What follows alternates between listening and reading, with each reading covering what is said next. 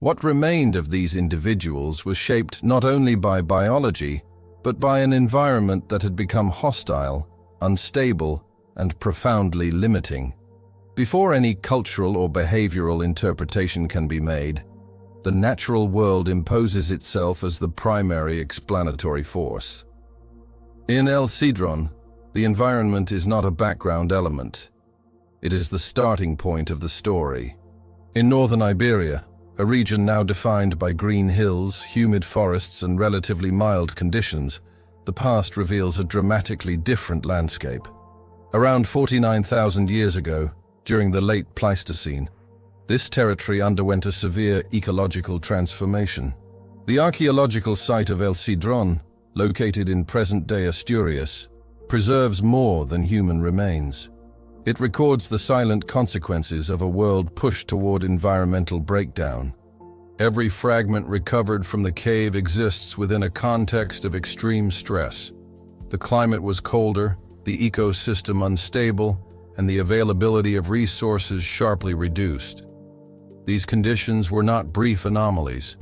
They were part of a broader climatic episode known as Heinrich Event 5, a period marked by abrupt cooling across the North Atlantic region. Heinrich events were triggered by massive discharges of icebergs into the Atlantic Ocean, disrupting ocean circulation and weakening heat transport toward Europe. The effects were rapid and far-reaching.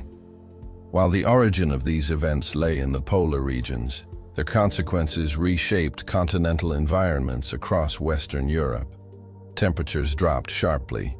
Seasonal patterns became shorter, harsher, and less predictable. Ecological productivity declined.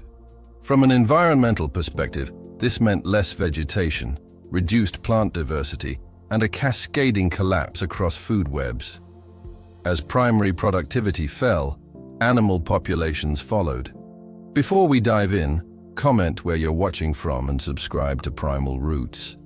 Large herbivores, essential components of Pleistocene ecosystems, became increasingly scarce. The landscapes surrounding El Sidrón lost much of their capacity to sustain stable populations of bison, deer, and other ungulates. This transformation did not occur overnight.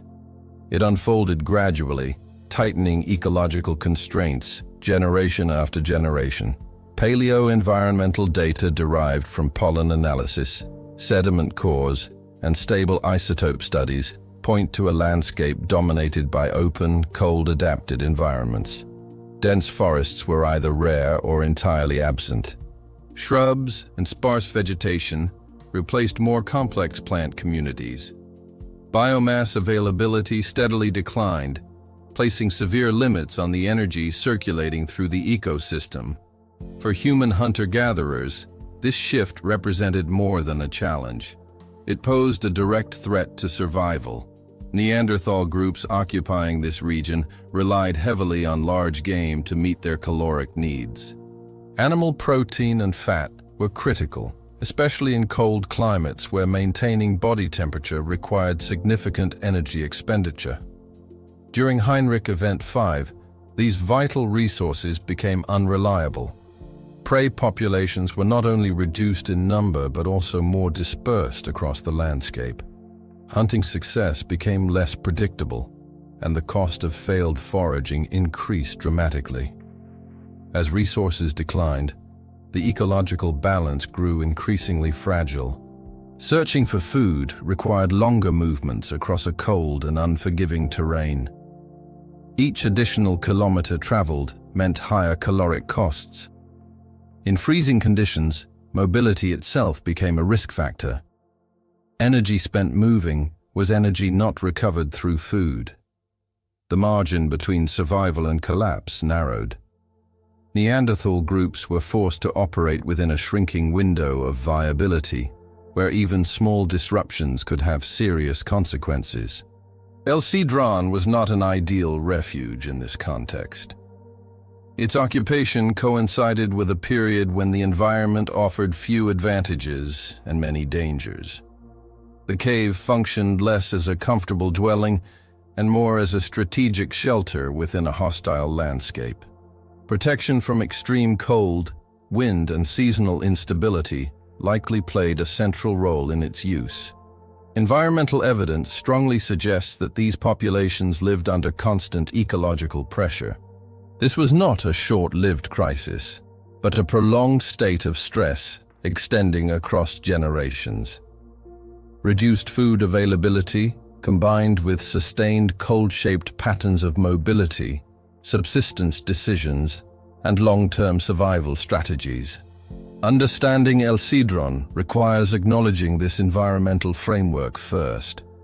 Before examining social behavior or cultural practices, the ecological constraints must be recognized. Climate was not a passive setting. It actively shaped what was possible and what was not. Every bone recovered from the site carries the imprint of this harsh world. Each fragment reflects a reality in which resources were limited, risks were high, and mistakes were costly. The environment dictated terms, leaving little room for flexibility. The opening chapter of El Sidrón's story is therefore not about human actions, but about natural limits. A landscape in biological retreat, declining animal populations, and an unforgiving climate established the conditions under which all subsequent events unfolded. In this setting, survival was never guaranteed. It was contested daily against an environment that offered no margin for error. The cave records not comfort but persistence under pressure. Only after understanding this collapsing ecological backdrop can the focus shift to the people themselves. In the next chapter, attention moves from the environment to the Neanderthal groups who faced these constraints directly, revealing how they attempted to adapt while operating at the edge of survival. As the environment grew increasingly unstable, the human groups associated with El Sidrón were forced to operate at the outer limits of their adaptive capacity. The landscape no longer offered predictability, and survival depended on precise responses to a set of severe ecological constraints. In this context, every decision, where to move, when to hunt, how to allocate food, carried immediate consequences. There was little tolerance for error in a system already under strain. The Neanderthals inhabiting northern Iberia during Heinrich Event 5 were not passive victims of environmental change. Decades of archaeological research show that these populations possessed refined technical skills, deep knowledge of their surroundings, and complex social organization. Their stone tool technologies were effective, their understanding of animal behavior sophisticated, and their capacity for cooperation well established. Yet even with these advantages, prolonged resource scarcity imposed limits that were difficult to overcome. The decline of large herbivores fundamentally reshaped subsistence strategies. Animals that once provided reliable, high-energy returns became rarer and more widely dispersed. Hunting required greater effort, longer tracking distances, and increased coordination. At the same time, the energetic cost of movement rose sharply in cold conditions, where maintaining body temperature demanded constant caloric input. Efficiency became a critical factor, not as an abstract principle, but as a condition for survival. Zooarchaeological evidence from comparable contexts shows a clear pattern in situations of prolonged scarcity. Animal remains are processed more intensively, and no usable tissue is wasted. At El Sidrón, this pattern is reflected in systematic bone fragmentation, consistent with efforts to extract marrow. Bone marrow is rich in lipids, a crucial energy source in cold environments where fat intake becomes essential. This was not an occasional response, but a repeated strategy, indicating sustained nutritional pressure rather than isolated hardship. Lithic assemblages from the site reinforce this interpretation. The stone tools associated with El Sidrón show extensive use wear and repeated resharpening.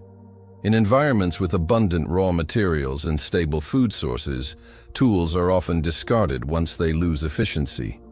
Here, the opposite behavior is evident. Each artifact appears to have been used until its functional limits were reached, reflecting a broader logic of material conservation consistent with scarcity. Mobility patterns were also shaped by these constraints. Accessing areas with higher hunting potential may have required broader territorial movement, but extreme cold imposed serious costs. Prolonged exposure increased the risk of hypothermia and injury, while snow and frozen terrain made travel more dangerous and energy-intensive. Movement had to be carefully calculated, balancing potential gains against the likelihood of failure. Within this narrow margin, social organization played a decisive role. Cooperation was not optional, it was essential. Sharing food reduced individual risk, while collective hunting increased the chances of success.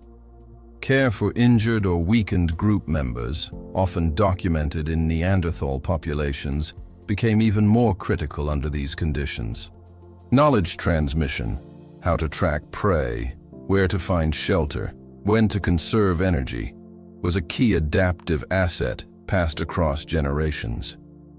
The human remains at El Sidrón represent individuals of different ages, including juveniles and adults, indicating a complete social group rather than a specialized hunting party. Supporting members with varying physical capabilities placed additional pressure on already limited resources. Children, in particular, required sustained investment without immediate energetic return, increasing the burden on productive adults. Dietary flexibility may have offered partial relief. Small animals, birds, and opportunistically gathered plant foods were likely exploited whenever possible. However, paleo-environmental data suggest that plant productivity was low and seasonal availability restricted.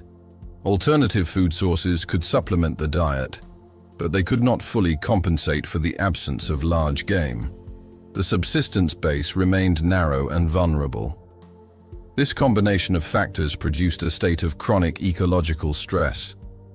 There is no evidence of sudden collapse at this stage, but rather a prolonged condition of tension in which survival depended on continuous adjustment. In such systems, minor fluctuations, an unusually harsh winter, a failed hunt, a brief illness, could have disproportionate effects. Resilience existed, but it was limited. El Sidrón should therefore be understood not as a stable habitation site, but as part of a fragile survival network. Occupation was likely intermittent, shaped by seasonal conditions and shifting resource availability. Decisions made over short time frames accumulated over years, influencing demographic stability and long-term viability. The archaeological record reflects rational responses to these pressures rather than arbitrary behavior. Each material trace points to strategies aimed at maximizing energy returns while minimizing risk. This was not a landscape that allowed experimentation or inefficiency. Adaptation was precise, constrained, and costly. What emerges from this picture is a population maintaining equilibrium under increasingly unfavorable conditions. Technical skill, social cooperation, and ecological knowledge allowed persistence, but only within a narrowing window. Adaptation did not mean control over the environment. It meant constant negotiation with its limits. This second chapter reveals a fundamental aspect of El Sidrón's story. Life lived under sustained pressure. Survival was not a stable state, but a continuous process of adjustment. The balance between adaptive capacity and ecological constraint was delicate, and the system operated close to its breaking point. In the following chapter, this tension reaches its most critical phase. Environmental stress, biological limits, and human behavior converge in a way that leaves unmistakable marks in the archaeological record, revealing how systems under prolonged pressure can cross thresholds from persistence into irreversible change. When the evidence from El Sidrón is examined as an integrated whole, what emerges is not an isolated incident, but the record of a system driven to its structural limits. Environment, biology, and behavior converge at a critical threshold where survival is no longer sustained by stability, but by increasingly restrictive conditions. This final phase represents the culmination of a long trajectory of adaptation under continuous pressure. The human remains recovered from the cave do not constitute an accidental accumulation. They belong to a defined group of individuals whose bones share consistent taphonomic characteristics. Fragmentation patterns, fracture morphology, and surface modifications reflect deliberate human actions carried out with technical precision. These signatures cannot be understood in isolation. They gain meaning only when interpreted within the ecological context established in the preceding chapters. In productive environments, regular access to food reduces the need to fully exploit every available resource. Sidrón presents the opposite scenario. Every trace suggests intensive use and the systematic extraction of nutritional value. This pattern aligns with a situation in which food security had collapsed and predictability had vanished. Persistent cold, combined with declining prey populations, narrowed the range of viable subsistence options. From a biological perspective, the individuals represented at the site belonged to populations well adapted to cold climates. Robust skeletal structure, high body mass, and physiological traits supported thermoregulation in low temperatures. These characteristics provided advantages, but they did not eliminate energetic costs. Biological adaptation increased tolerance, not immunity. Survival still depended on consistent access to high-calorie resources that the environment could no longer reliably provide. The archaeological record suggests that these groups were operating close to the minimum threshold of ecological viability. In such systems, resilience is low.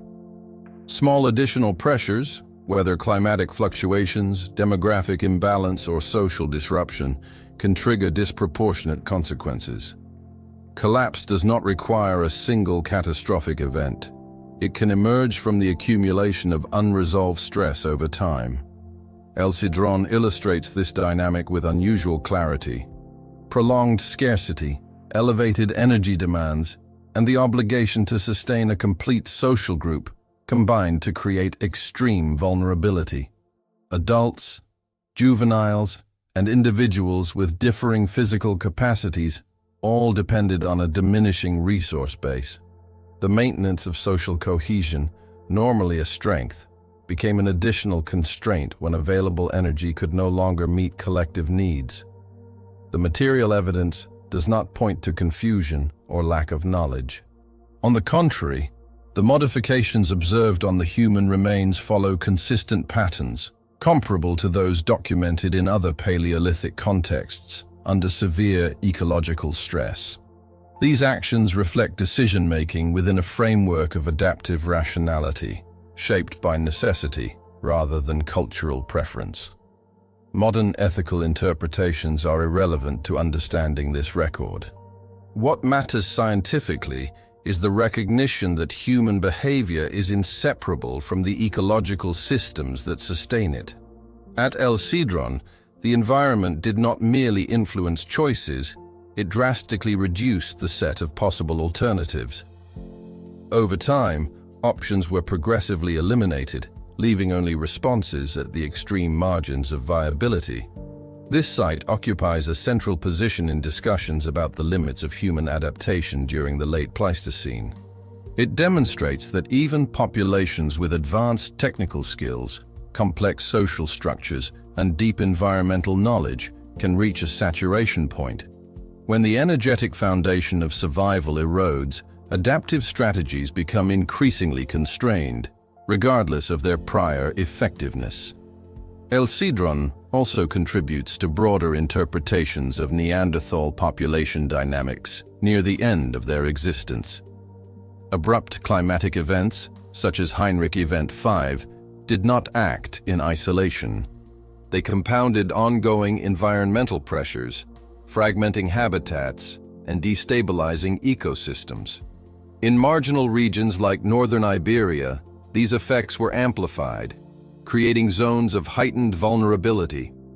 The record reveals that persistence in hostile environments carries cumulative costs. Each generation inherits not only knowledge and tools, but also a set of ecological limitations.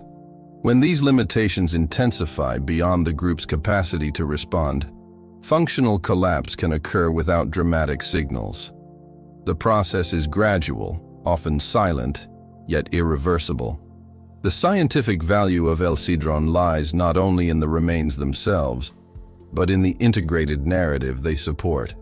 Climate, ecology, and human behavior are inseparably linked.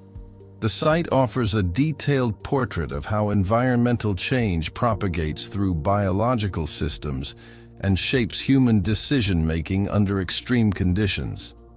El Sidrón is not an anomaly. It represents an extreme expression of processes that affected numerous human populations throughout the Paleolithic. Environmental instability, resource contraction, and demographic pressure repeatedly tested the limits of adaptation. In some cases, populations adjusted. In others, the balance tipped beyond recovery.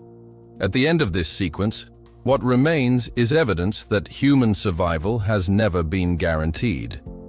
It has always depended on a fragile equilibrium between ecological opportunity and adaptive capacity. At El Sidrón, that equilibrium was gradually eroded, not through sudden disaster, but through sustained pressure that reduced flexibility and eliminated alternatives. This final chapter underscores a fundamental conclusion. The story recorded at El Sidrón is not only about a distant past. It reveals structural limits that apply to all human populations facing rapid and severe environmental change. When ecological thresholds are crossed, even highly efficient strategies may no longer suffice. El Sidrón stands as a quiet testimony to a world in contraction, where survival demanded decisions shaped by absolute necessity. It captures a moment when biology, climate, and behavior converged at the narrowest point between persistence and collapse, leaving behind one of the most compelling records of human vulnerability in deep time. Together, these three chapters form a continuous account of adaptation under constraint, offering insight into the fragile balance that has always defined human existence. If this exploration of El Sidrón expanded your understanding of how climate and ecology shape human survival, continue with the next episodes and dive deeper into the discoveries that are redefining our evolutionary history.